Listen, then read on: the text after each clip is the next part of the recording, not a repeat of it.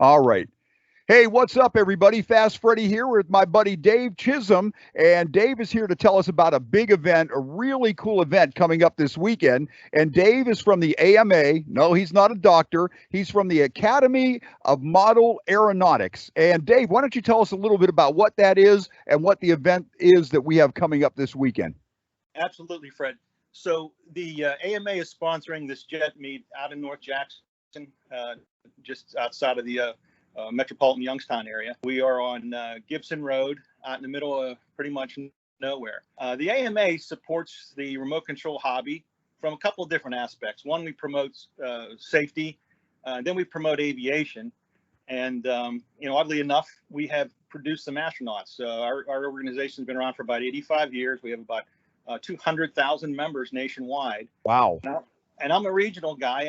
I'm Western Pennsylvania, Eastern Ohio representative, and my job is to drive new members, make these young kids, get them out of the house, let them do remote control airplanes, helicopters, and have some fun.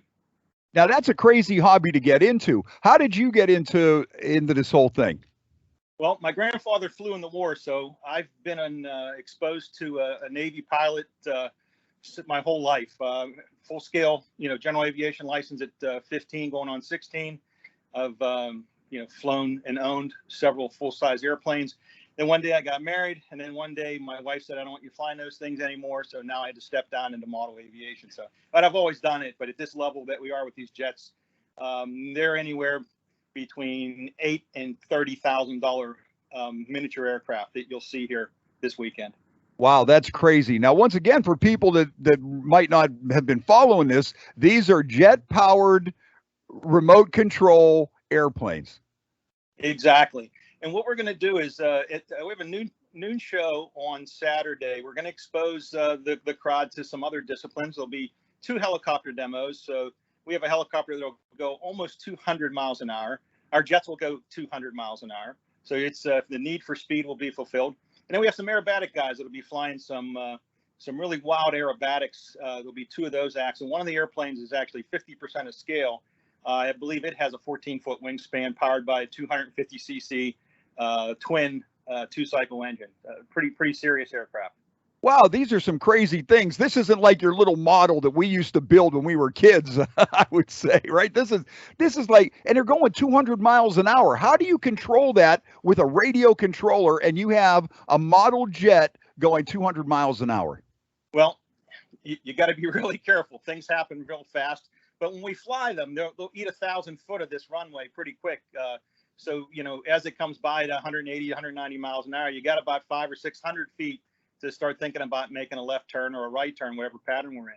But no, these are not. These are serious works of art in some cases, but engineering marvels. Most of them are built in Europe. The Germans and the Italians have some of the best kits, and the Germans make some of the best engines. So you're going to see just the top end of the hobby, but we're also going to have foam airplanes and balsa wood airplanes for the kids. We'll be raffling off some gifts. Everybody's going to get something when they come in. Admission is $5 at the gate. It's going to go to a good place.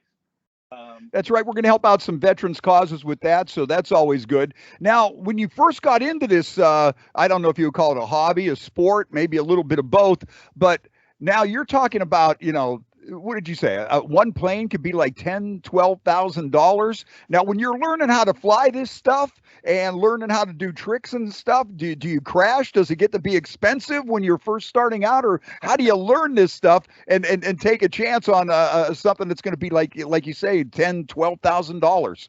Well, the beautiful thing is that you don't just jump into these. You move in from the small airplanes like we had when we were kids, and then also into simulators. Simulators are great. Computer controlled programs that have a remote control attached to the computer, and you get to fly as many airplanes as you want. When you crash, you hit the red button, you get a new one. I can tell you that it's no fun when you lose one. It's no fun. I would imagine. So they actually have like flight simulators here to train you before you get out there and launch one of these bad boys up then. Absolutely. And really how it works is this, is that, we find somebody, and hopefully we get a couple of dads and lads or some moms and daughters that want to fly. And we started with the training program. The training program goes from, the simulator then to actually a buddy box, so that basically it's a remote control that the student holds, but the pilot in command has control of the airplane, and kind of gives them the feel of it. And take the airplane away if they get in trouble, and hand the airplane back to them when they're out of trouble. And it's just about building stick time. It's just like flying a real airplane. You can't take your FAA test until you book 40 hours of flight time and you get your solo and off you go. And we do basically the same thing. And this hobby has launched, again, like I said, a lot of aviation professionals. We actually have two crew chief on private jets that are pilots. We'll also have two pilots that fly corporate jets that are also in the remote control hobby as well. And a couple of astronauts came out of this too. Yeah, Hoot Gibson and I can't remember the other fellow. They all are AMA members. They all have been in space, and they all have flown remote control airplanes. As a matter of fact, the guys who designed the Virgin airplane that keeps going up into space that Richard Branson bought, that scaled composites, they're all AMA.